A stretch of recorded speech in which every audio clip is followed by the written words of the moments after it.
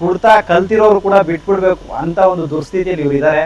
ಕುಡಿದು ಕುಡಿದು ಕುಡಿದು ತನ್ನ ಜೀವನವನ್ನೇ ಸರ್ವನಾಶ ಮಾಡಿಕೊಂಡು ಕುಟುಂಬಸ್ಥರು ಎಲ್ಲರೂ ಇದ್ರು ಕೂಡ ಇವತ್ತು ಬೀದಿಗೆ ಬಂದು ಮಲಗುವಂತ ಪರಿಸ್ಥಿತಿ ನಿರ್ಮಾಣ ಆಗಿದೆ. ಕುಡಿಬೇರೆ ನನ್ನ ಮಕ್ಳು ಕುಡಿಬೇರೆ ನನ್ನ ಮಕ್ಳು ಅಂತೀನಿ ಸರ್. ನಾನೇ ಕರ್ಕೊಂಡು ಹೋಗ್ಬಿಟ್ಟಿಲ್ಲ, ದೂರ ಕಾಳು ಬಿಟ್ಕೊಂಡ್ಬಿಡ್ತೀನಿ.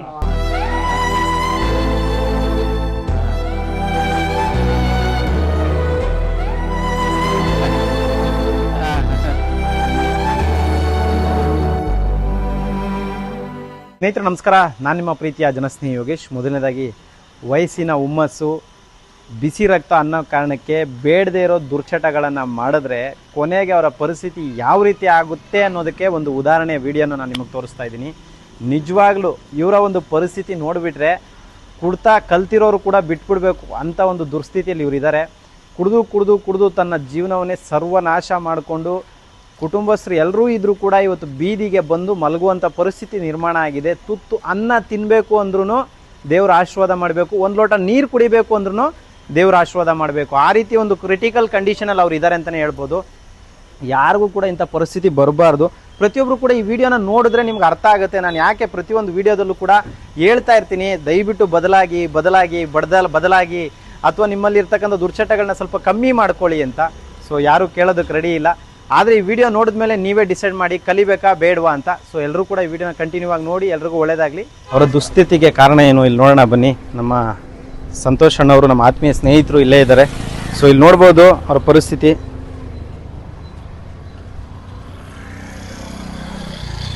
ಅಣ್ಣ ಏನು ಹೆಸರು ನಿಮ್ಮದು? ನರಸಿಂಹಮೂರ್ತಿ.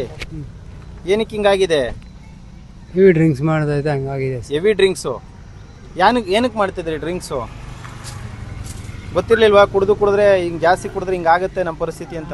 ಆಗುತ್ತೆ ಅಂತ ಗೊತ್ತು ಸರ್. ಕಷ್ಟ ಸುಖಕ್ಕೆ ದುಡಿರ್ತೀವಿ, ಮೈಕೈ ನೋವು ಇರ್ತದೆ, ಹಾಂ, ಪೈನಿಗೆ ಸ್ವಲ್ಪ ಕುಡ್ಕೋತೀವಿ ಅಷ್ಟೇ ಸರ್. ಅಂದರೆ ದುಡಿಯೋರೆಲ್ಲ ಕುಡಿಬೇಕು ಅನ್ನೋದು ನಿಮ್ಮ ಮಾತು? ದುಡಿಬೇಕಂತ ಎಲ್ಲರೂ ಕುಡಿಬೇಕಂತ ಏನಿಲ್ಲ ಸರ್. ಹಾಂ, ಮತ್ತೆ ಕೆಲವು ಜನ ಕುಡಿತಾರೆ, ಕೆಲವು ಜನ ಕುಡಿಯಲ್ಲ.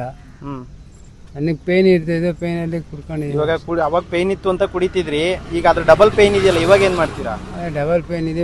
ಕ್ಲಿನಿಕ್ ಬಂದಿದ್ದೀವಿ ಆಶ್ರಮಕ್ಕೆ. ಹಾಂ, ಆಶ್ರಮದಲ್ಲಿ ಟ್ರೀಟ್ಮೆಂಟ್ ತೊಗೊಂಡು ಹೋಗ್ಬೇಕು ಅಷ್ಟೇ. ಟ್ರೀಟ್ಮೆಂಟ್ ತೊಗೊಂಡು ಹೋಗ್ಬೇಕು.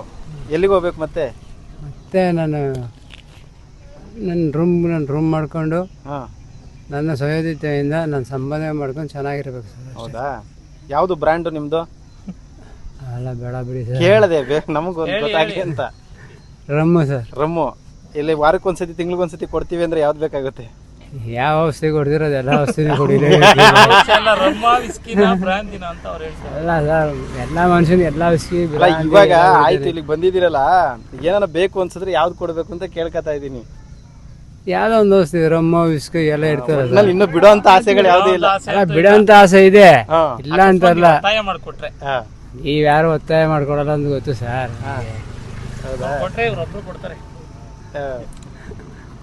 ಒಟ್ನಲ್ಲಿ ಇನ್ನೂ ಬೇಕು ಅನ್ನೋ ಆಸೆ ಅಂತೂ ಇದೆ. ಬೇಗ ಅಂತ ಆಸೆ ಇಲ್ಲ ಸರ್, ಬೇಗ ಅಂತ ಆಸೆ ಇದ್ದಿದ್ರೆ ಈ ಕರ್ನಾಟಕದ ಸುಮಾರು ಜನ ಕುಡಿತಾರಲ್ಲ, ಅವ್ರಿಗೆಲ್ಲ ಏನ್ ಮೆಸೇಜ್ ಕೊಡ್ತೀರಾ ನೀವು? ಕುಡಿಬೇರೆ ನನ್ನ ಮಕ್ಳು ಕುಡಿಬೇರೆ ನನ್ನ ಮಕ್ಳು ಅಂತೀನಿ ಸರ್. ಕುಡಿಬಿಡ್ರಿ ನನ್ನ ಮಕ್ಳ ಅಂತೀರಾ? ಯಾಕೆ? ಹಿಂಗ್ ಕುಡ್ರೆ ಹಿಂಗ್ ಹಾಳಾಯ್ತೀವಲ್ಲ, ಲಿವರು ಕಿಡ್ನಿ ಹಾಳ ಮೂಳೆ ಎಲ್ಲ ಹಾಳಾಗೋದಿಲ್ಲ.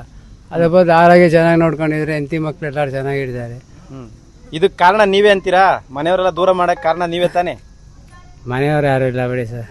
ಇದ್ರು ಈ ತರ ಕುಡ್ತದಿಂದ ತುಂಬಾ ಜನ ದೂರ ಮಾಡ್ತಾರೆ ತಾನೆ. ದುಸ್ಥಿತಿಗೆ ಕಾರಣ ಏನಂತ ಅವ್ರ ಬಾಯಿಂದನೇ ಕೇಳಿದ್ದೀನಿ.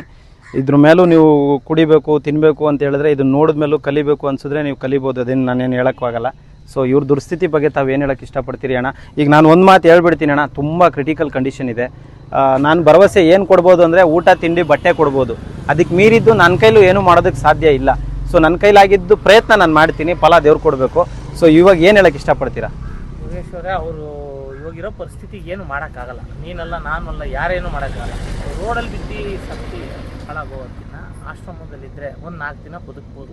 ಆಸೆಗೋಸ್ಕರ ಇಲ್ಲಿ ಕರ್ಕೊಂಬಂದಿರೋದು ಅಷ್ಟೇ ಉದ್ದೇಶ, ಬಿಟ್ಟರೆ ಬೇರೆ ಉದ್ದೇಶ ಏನೂ ಇಲ್ಲ. ಆದಷ್ಟು ಪಾಪ ಅವ್ರಿಗೂ ಬದುಕಬೇಕು ಅನ್ನೋ ಆಸೆ ಇದೆ. ಏನೋ ಭಗವಂತ ಏನೋ ಉಳಿಸ್ಕೊಂಡ್ರೆ ಒಳ್ಳೇದು ಮಾಡಿ, ಖಂಡಿತ ಆದಷ್ಟು ಒಳ್ಳೇದಾಗಲಿ. ಖಂಡಿತ ನಮ್ಮ ಪ್ರಯತ್ನ ನಾವು ಮಾಡ್ತೀವಿ ಅಷ್ಟೇ ಅಣ್ಣ. ನೀಟಾಗಿರ್ಬೇಕು, ಸರಿನಾ? ಇಲ್ಲಿ ಹಂಗೆ ಅಂದರೆ ನಮ್ಮದು ಮನೆ ಥರ ಇರೋಕ್ಕಾಗಲ್ಲ. ಇಲ್ಲಿ ಇರ್ಬೋದು, ನೀನು ಇರೋ ನಡತೆ ನುಡಿ ಅದ್ರ ಮೇಲೆ ಡಿಸೈಡ್ ಆಗ್ತದೆ. ಲಾಸ್ಟ್ ಟೈಮ್ ಒಬ್ಬನ್ನ ಕಳ್ಸಿಕೊಟ್ಟಿದ್ರಿ, ಅವನ್ನ ರೆಡಿ ಮಾಡಿ ಕಳಿಸ್ದೆ. ರೆಡಿ ಮಾಡಿದ್ರು, ಇವಾಗ ತಿರ್ಗಾ ಕುಡ್ದಿ ರೋಡಲ್ಲಿ ಬಿದ್ದವ್ರೆ. ಒಂದ್ ಕಾಲದಲ್ಲಿ ಇದೆಲ್ಲ ಕಟ್ತಾ ಇದ್ದ, ಏನ್ ಮಾಡ್ತೀಯಾ? ಆಮೇಲೆ ಹೊರಗಡೆ ಹೋದ್ಮೇಲೆ ಚೆನ್ನಾಗಾದ್ಮೇಲೆ ನಮ್ ಬಗ್ಗೆನೇ ಚಾಡಿ. ಈಗ ಕುಡ್ಕೊಂಡು ಇದೀಗ ಯೋಗೇಶ್ ಅವರು ಉಳಿಸಿದ್ಗೆ ಅವ್ರ ಬಗ್ಗೆನೇ ಬೈಕೊಂಡು ಮಾಡ್ತಾವನೆ. ಅವನಿಗೆ ಎದ್ದೊಳಕ್ ಶಕ್ತಿ ಇರಲಿಲ್ಲ, ನೀವಾದ್ರೂ ಚಾಪೆಯಲ್ಲಿ ಸುತ್ಕೊಂಡ್ ಬಂದಿತ್ತು ಅವನ್ನ, ಏನು ಮಾಡಕ್ಕಾಗಲ್ಲ.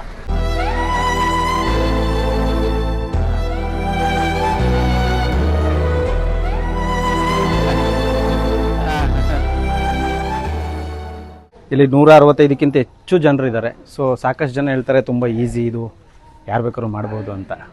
ಗುರು ನಾನು ಮಾತಾಡೋಕ್ಕೇನು ಗುರು, ಮೂಳೆಯಲ್ಲಿ ನೆಲಗೆ ಏನು ಬೇಕೋ ಮಾತಾಡ್ಬೋದು. ಆ ಮಾಡೋನು ತಾನೇ ಗೊತ್ತು. ಒಂದಿನ ಕರೆದ್ಬಿಟ್ಟು ಒಂದು 4 ಜನ ನೋಡ್ಕೊಳಕ್ಕೆ ಹೇಳಿ. 160 ಜನ ನೋಡೋದು ಬೇಡ, 4 ಜನ ನೋಡ್ಕೊಂಡ್ಲಿ. ನಾನು 4 ಜನ ಉಸ್ತುವಾರಿ ಕೊಟ್ಬಿಡಪ್ಪ, ನಾನು ಉಸ್ತುವಾರಿ 4 ಜನ ನೋಡ್ಕೊಂತೀನಿ. ಈ ಥರದವ್ರು ಇಬ್ರು ಕೊಟ್ಟರು ಮೇಂಟೈನ್ ಮಾಡೋಕ್ಕಾಗಲ್ಲ. ಮಾತಾಡ್ತೀವಿ, ನಾವು ಹೇಳ್ತಿದ್ವಿಲ್ಲ, ನೀವು ಕರೆದ್ರೂ ಗೊತ್ತಿಲ್ಲ, ಯಾಕೆ ಹೇಳಿ ಇಲ್ಲಿರೋದು ನೋಡೋಕ್ಕಾಗಿದೆ. ಹಂಗೆ ಮಾತಾಡಲಿ ಬಿಡುಗರು, ಒಳ್ಳೆ ಕೆಲಸ ಮಾಡ್ಬೇಕಾರೆಲ್ಲ ಮಾತಾಡ್ತಾರೆ, ಮಾತಾಡಲಿ, ಏನೂ ಮಾಡೋಕ್ಕಾಗಲ್ಲ. ಥ್ಯಾಂಕ್ ಯು ಅಣ್ಣ. ಪಾಪ ತುಂಬ ಕ್ರಿಟಿಕಲ್ ಕಂಡೀಷನ್ ಇದೆ. ಆರಾಮಾಗಿರೋ, ಚೆನ್ನಾಗಿ ನೋಡ್ಕೊಂತಾರೆ, ಅರ್ಥ ಆಯ್ತಾ?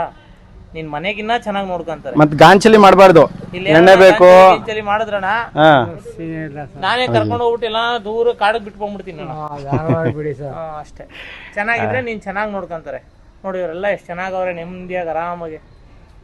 ಸರಿನಾ ಸ್ನೇಹಿತರೆ, ನೀವು ಗಮನಿಸ್ಬೋದು ಕಂಪ್ಲೀಟಾಗಿ ಕಾಲೆಲ್ಲ ಊದ್ಕೊಂಡು ಎಲ್ಲ ಯಾವ ಥರ ಒಂದು ಕಂಡೀಷನ್ ಇದೆ ಅಂದರೆ ಎದ್ದು ನಿಂತ್ಕೊಳ್ಳೋಕ್ಕಾಗತ್ತಾ? ಹಿಡ್ಕೊಳ್ಳಿ ಅಣ್ಣ ನೋಡೋಣ, ಸುಮ್ಮನೆ ಸ್ವಲ್ಪ ನೋಡಿ ನೋಡೋಣ.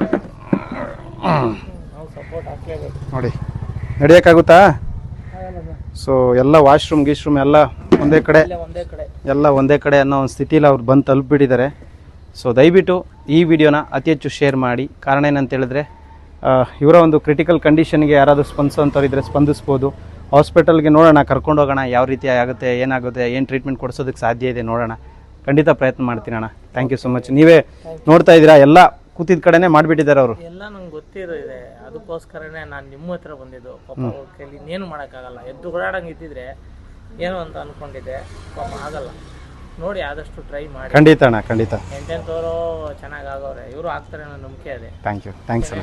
ಅವರೇ ಕಾಪಾಡ್ತಾರೆ. ಥ್ಯಾಂಕ್ಸ್ ಅಣ್ಣ, ಥ್ಯಾಂಕ್ಸ್ ಅಣ್ಣ. ನೆಲಮಂಗಲ ಟೌನ್ ಸ್ಟೇಷನಿಂದ ಲೆಟ್ರ್ ಮಾಡಿದ್ದೀರಾ. ಸೊ ಅನಾಥರು, ಇವಾಗ ನಿರ್ಗತಿಕರು ಯಾರೂ ಇಲ್ಲ ಅಂತೇಳಿ ನಾನು ಆಶ್ರಯ ಕೊಡ್ತಾ ಇದ್ದೀನಿ. ಖಂಡಿತ ನಮ್ಮ ಕೈಲಾಗಿದ್ದ ಪ್ರಯತ್ನ ನಾವು ಮಾಡ್ತೀವಿ. ಒಳ್ಳೆಯದಾಗಲಿ, ಧನ್ಯವಾದ. ಹಾಂ.